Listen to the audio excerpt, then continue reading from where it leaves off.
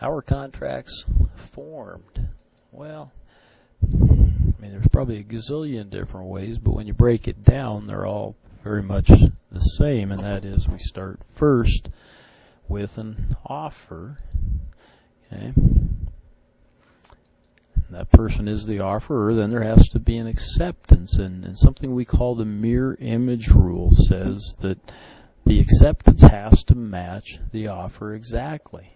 Okay, if they do, then we have an agreement, but the mirror image rule says that the acceptance has to match the offer exactly. Okay.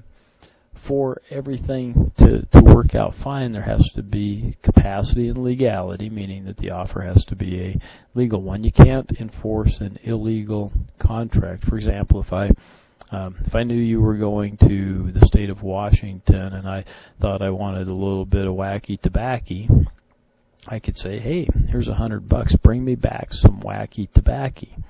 Okay. While it may be legal for you to purchase that in Washington, it's definitely illegal to bring it back to the state of Montana, okay?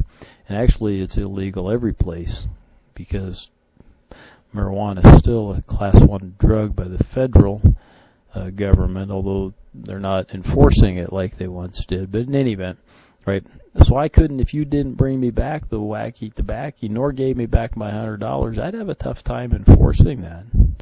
Okay, I have a tough time going to court and saying, well, I gave you $100 to illegally bring me back something. Okay, I couldn't. Right, there is no contract in that case. Capacity we'll talk about later. Consideration is a little more complicated deal. It says each side must suffer a legal detriment. Okay, they have to give up something of value, basically. Okay, doesn't necessarily mean cash or an item. It could be time. Time itself could be consideration. So there's lots of things, but you have to suffer a legal detriment.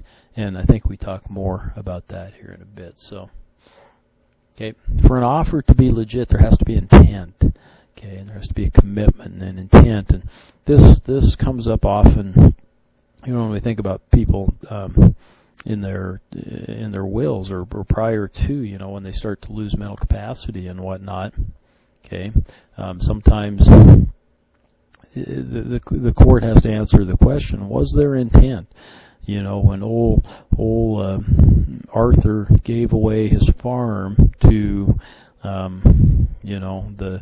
the Church of the Crystal Cathedral or whatever, did he really intend to do that, or was it simply because he was 100 years old and is starting to lose his mind? Those are difficult questions. I don't envy the people that have to make some of those decisions. Definiteness has to be definite. How's that? Okay. That kind of, I think, is self-explanatory. There is a termination. There's not always a termination written into the offer, but the courts would impose one. In other words, a reasonable time would be that. Again, there's acceptance. Acceptance, if it's bilateral, it's by promise for another promise. If it's unilateral, then it's by performing the requested deed. And the mirror image rule we talked about, right, where the acceptance has to match the offer. Can silence equal acceptance? They put that in there. I wish they should put the little cross through that, because silence cannot equal acceptance. And this was tested. There used to be time when companies, credit card companies even, would send credit cards, believe it or not, right to people and say, hey, if you don't want this, you can just respond to us and we'll take it away. Okay, but otherwise we assume you want this. And so people had these credit cards that they never asked for. Okay, and it might ruin their credit rating, all kinds of different things. Somebody might steal it and use it. Different things like that happen. And so the court said, no, you can't do that. The people have to agree in a case like that. Deposited acceptance says that when you put it in the mailbox, it's also called the mailbox rule. When you put it in the mailbox, that's legal. I mean, you've legally tendered then your acceptance. Boom, there you go. I guess that should, those two are the same, basically the same. Offer termination. can be right in the contract provision, and often is. Give you 30 days to accept this. Okay, in homes and those types of things, there's definitely in there. It can just be a lapse of time. So again, if it's not in the contract, the courts will impose a contract determination. Offer can be terminated based on rejection, right? There can be an offer, but the offeree says, no, I'm not interested, right? Revocation. So the offer maybe is made. Maybe there's no time in there, but, a week goes by and the guy that made the offer rethinks it and says, nah, I don't want to do that. Okay, so they revoke the offer. Destruction of the subject. If it was to sell something, sell your vehicle, your car, and you wreck it, sorry, right? The subject has been destroyed and we can't go any further. Offeror's death or insanity or incapacity. Or performance becoming illegal, right? So that can happen. You can make an offer and the performance might become illegal because of law changes or things like that. So what's consideration? Something of legal value or something bargained for. And again, I think of it as suffering a legal detriment. So oftentimes that is, it's a thing, or it's cash, or it's money, right? I give you $5, that's my legal detriment. You give me a cup of coffee, that's your legal detriment, or, each side has legal value. Now, the courts don't attempt to determine if the values are fair. Okay, that they've purposely kept themselves out of that and allow people to make those types of decisions, good or bad. Okay, so they don't, as long as there's no fraud or misrepresentation or any of those things, they don't really impose themselves on the value, but they do say that each side has to suffer a legal detriment. Okay. Sometimes, when there's no consideration, contracts can still be enforced. There are times like this, and that can be called a promissory estoppel. Okay, and an example might be, I've agreed to donate property to the college. So I say, well, I'm going to donate some property to the college, and the college isn't suffering any detriment then, right? They've got no consideration, but there's still a contract. Maybe I've written it down. Okay, maybe I've put it in there, and somebody, maybe somebody objects to that, my kid or something, or spouse or whatever. Okay, they object to that. Well, the contract can still be enforced, right? And that's what promissory estoppel means, that they can't stop me from, or they can't stop the contract from going forward, right? Because there was a reliance on the promise.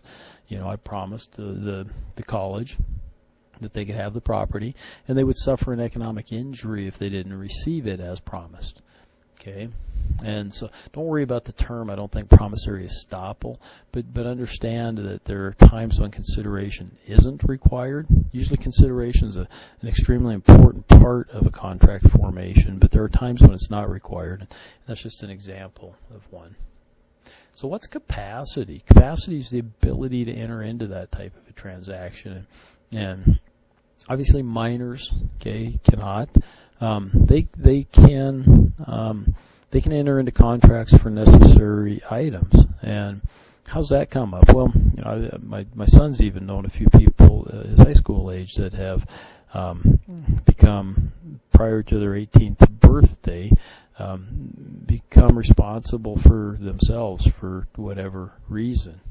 Okay, and in doing so, they've needed to perhaps purchase a vehicle, which may be necessary. They've needed to, or secure transportation, maybe an apartment. They have to enter into a lease, okay, and they're able to do that. And they can legally do that. And the person who does that with them can hold them legally accountable if it is for necessary things. Okay, if it's for something that's unnecessary, let's take my son. He's only 17 right now, and he went and he wanted to buy a car, and he did. And he borrowed the money to purchase that car. Okay, he's only 17. Now, when he turns 18, he can disaffirm that contract. He can say, hey, I don't want to pay for that anymore. Okay, and without any legal liability, he can get out of the contract. Now, that doesn't mean he gets to keep the car, right? He'd have to give the car back as well. He might just decide it wasn't a good deal or something and get out of it. He might, if he damaged the car, he might still be responsible for that too. Some other capacity issues, right, are maybe intoxicated persons under the influence of drugs or alcohol, or mentally incompetent. Again, this, sadly, as folks get older, the capacity to enter into contracts and do those types of things becomes diminished for a lot of older people, and it gets to be very, very difficult. And again, I feel for folks that have to settle those issues sometimes. So, in vino veritas, in wine there is truth. I don't know why the hell that got on there, but anyhow, just being voluntarily intoxicated doesn't automatically make a contract void or voidable, but it could. Okay, and why could, well, if somebody was taking advantage of you because of your condition, then that might be reason to void it. But let's say it was the opposite, and that happens sometimes. You're intoxicated, and you're the one pushing. I want to do this. I want to do this. Okay, yeah, different thing, right? So lawful or illegal types of things, right? Restraint of trade is illegal or voidable. And when we get talking about antitrust stuff, we'll talk a lot about that. But basically, two parties, let's say maybe there's a small town and there's only 2 gas stations in there. Looks like that, right? Well, they can't get together and agree to set the price on the gasoline. That'd be illegal. That'd be restraint of trade. Okay. Other examples of illegal things might be, some gambling's illegal, obviously. Usurious, meaning charging rates, interest rates for loans and whatnot that are exorbitantly high, and there's limits. I think Montana's limit. We used to not have any usury limits, but they've set a limit. I think it's 36%. Basically, shut down, the title cash lending types of organizations. Something that might be unlicensed, okay, that requires a license, right? And illegal, if you go to a hairbender, because cosmetologists, in our state are supposed to be licensed. So if you go to somebody that's unlicensed, do so at your own risk, right? And even if they cause you harm, cut off your ear, you may have troubles recouping any of that because you chose to go to somebody that was unlicensed. Exculpatory, meaning trying to relieve oneself of liability within the contract. So, that happens. You say, well, ahead of time, right? I'm not going to be responsible for anything that happens to you. Okay, that goes so far. I mean, there's always those types of statements. I agree, that you might have to sign. I agree not, to hold you harmless, or I agree to not, sue you basically if something goes wrong. Those types of things. That doesn't relieve the person, however, from their duty. Okay, they still have a duty to provide a relatively safe environment, whatever it might be. A restaurant that you're at, or a game that you're playing, or a carnival ride that you're going on, those types of things. They still have a duty, okay, to provide you a safe environment. So exculpatory, they can't relieve themselves from those duties. They can say it in the contract, but they can't. Some things that are just totally unconscionable. We had the case, I guess I had it for one of your assignments, where that's what one of the plaintiff, or the plaintiff, he complained that the agreement was unconscionable. It was an arbitration agreement, right? In that case it wasn't, but you can imagine that there are things, agreements or times when one party puts forth something that is unconscionable or prohibited, just prohibited by law. Just simple things like the marijuana example I gave you. Covenant not to compete, I don't know why that shows up on here. They're perfectly legal. There's nothing wrong with a covenant not to compete. In fact, if you're buying a business from somebody, a restaurant, whatever it might be, you'd be crazy not to have that person sign a covenant not to compete. Okay. So voidable contracts are those that may have involved fraud or misrepresentation, and those two concepts are pretty simple. Right? I guess fraud is outright, lying about things. Misrepresentation maybe it's a little more subtler form of fraud. I don't even know how to, define that legally or anything, but anyhow, again, it's maybe a little subtler form of fraud. You're not actually showing the bad numbers, but maybe you're misrepresenting their importance or something. Duress, okay? We can't force somebody to sign a contract. You're either, sign this contract or I'll burn your house down. Yeah, that's duress. Undue influence, and again, this gets to be, some of those situations that are difficult. Often, again, people dealing with older folks maybe that are lacking capacity or their full mental capacity to enter into things, and they may take advantage of them. Okay, and that could be deemed undue influence, right? Taking advantage of their situation or their state of mind. Okay. That's just one example, but you might imagine other examples where that could take place. Somebody that's injured, they're in the hospital, they're thinking weird, just all kinds of different situations like that. Maybe again, the person that is intoxicated and you use undue influence to get them to sign something. That wouldn't be correct either. Okay.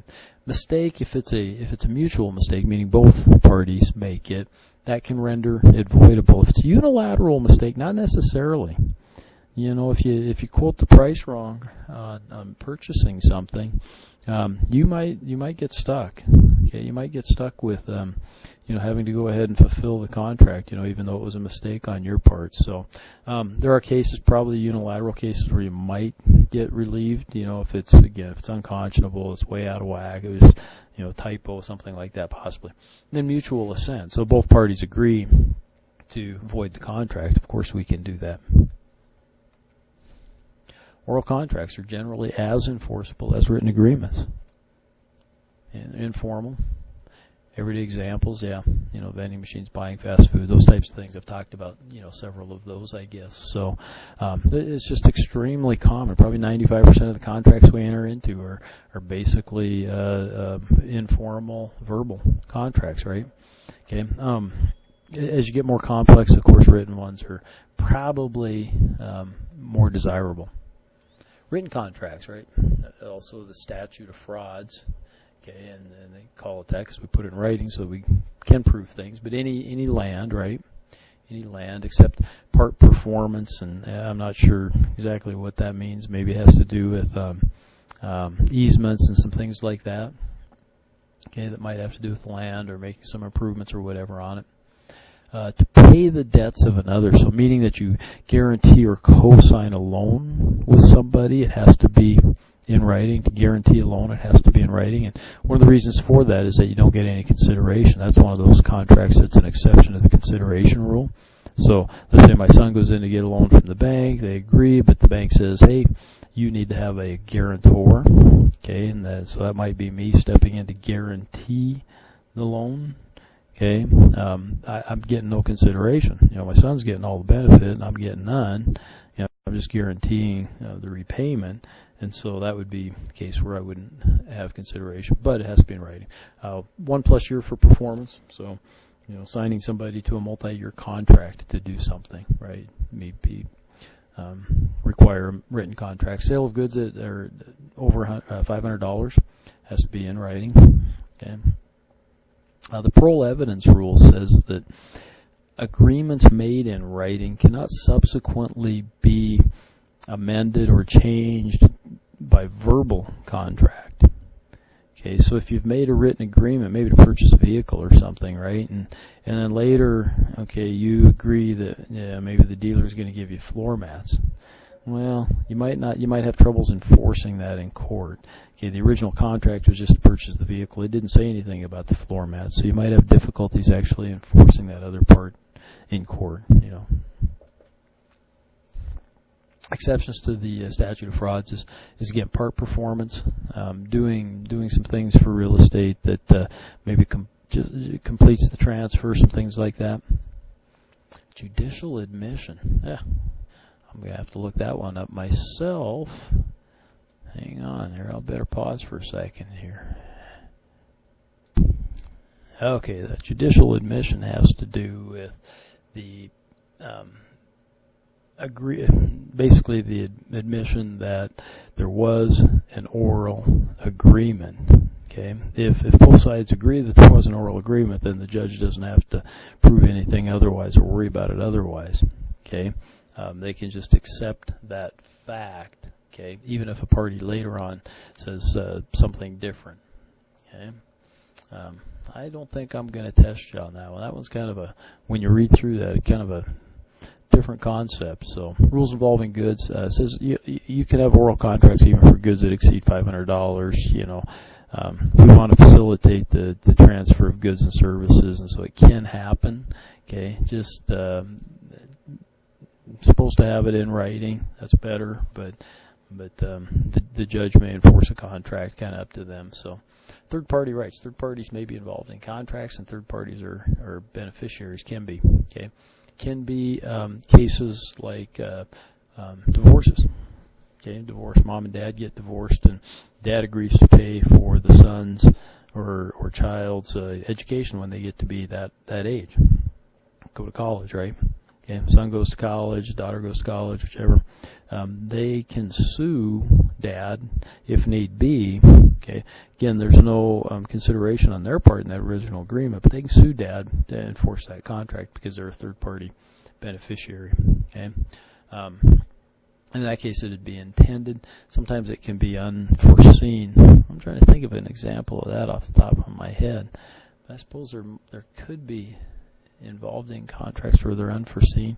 Maybe a child that's born later or something. Yeah, maybe. I'd have to think that one through a little bit. But yeah, I won't test on any examples of that. But third-party beneficiaries can be things like a creditor. Again, this would be if you're the guarantor, right, of a loan. The creditor would be a third-party beneficiary. The donee, that gets back to my example of maybe agreeing to give land or property to a college or something, or incidental to, and that would be like a child in a divorce. Interpretations. Trade usage. We use language that trades use. Okay, certain trades have language that's specific to their trade, that's common and whatnot, and we expect those things to be in contracts, and that's fine, and that's how they get interpreted. Delivery of the contract or delivery of the goods, okay, becomes important to the execution of the contract when it actually gets done, and who has to deliver first. Is it the payer or the payee? Those types of things. And there are rules that talk about that. Assignments. Contracts can generally be assigned. I can assign my interest unless it's prohibited. I can, generally speaking, assign my interest in a contract to somebody else. Okay, I do have to provide notice.